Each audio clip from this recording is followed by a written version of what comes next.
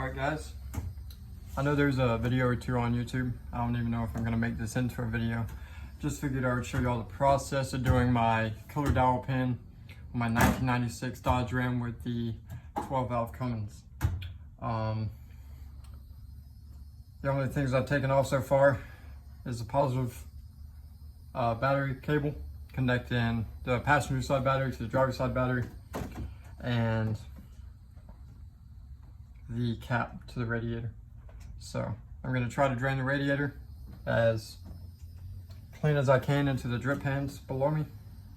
Then once I get the radiator out, I'll come back on. Alright guys, I got the radiator drainer right now.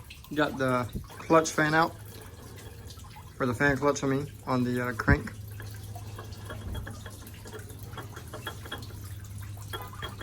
Might need to look into replacing that. Got the fan shroud out, draining the radiator, about to take the radiator out. And then once we get the radiator out, we'll start getting to it on getting this timing gear cover out. And I will come back whenever I'm ready to get the timing gear cover. Radiator out, I've gotten the fan bearing out, the fan pulley. It's right here. And right now I'm about to start working on getting the crankshaft pulley out. And we'll see how that goes. I'm gonna replace the tensioner as well as the water pump while I'm in here. And I'm replacing the serpentine belt with the tensioner and water pump. And then once I get this off, I'll be able to get under the timing gear cover and see if the Killer Dowel Pin has been fixed or not. And if so, I got the parts to fix it. So we'll see how it goes. I'll update you once I get this bad boy off. Ladies and gentlemen, I got the harmonic balancer, aka the crank pulley off. It was a bitch, not gonna lie. It's pretty gross down there. I need to run to the parts store and get some brake cleaner, see if I can clean some of this shit up. But a video I saw on YouTube said to put your breaker bar with a 15mm socket on that bolt and then hit the crank, you know, try to start the truck. Don't do that. It's a terrible idea. What I did instead, since I'm doing this by myself, is I took my old serpentine belt, since I got a new one to replace it, and I wrapped it around, twisted it up, and then put it on this like hood dampener to create tension between the harmonic balancer and here. And that was counteracting me pushing down to break loose the bolts. And that's about the only way I'd suggest doing that, unless you have somebody with you that can hold, you know, another 14 or another bolt on the other side while you turn. After that, just wiggle it free. And then the kit with the Killer Dowel Pin repair has a replacement seal that goes around here. But I think I'm about there. I'm gonna take off this timing gear cover, and we're about to find out if the Killer Dowel Pin has been replaced. Watching a video by Seven Wonders the World in the part 2, which I of course didn't start until after I'd already begun this project.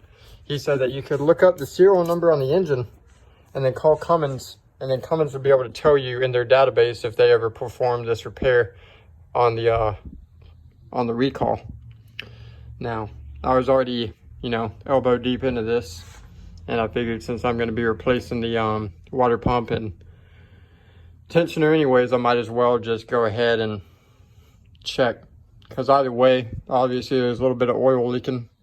Maybe it's coming from this timing gear cover, and I have a fresh gasket that I can put on there. So might as well while I'm here. But yeah, if you're curious, find the serial number for your engine, call Cummins. if you're not the original owner, and see if this was ever done. The guy I bought this from was the original owner, and he wasn't the mechanical type, so he had no clue if the Killer Dowel Pin had been repaired or not.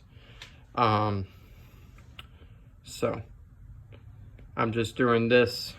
Hopefully it's done, because this engine does have 381,000 miles on it. But if it's not done, guys, we have made it. We have made it to the timing gears.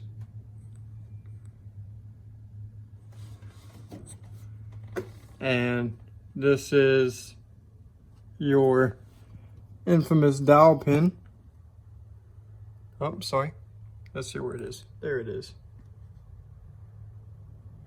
And luckily for me, that dowel pin has not came out at all.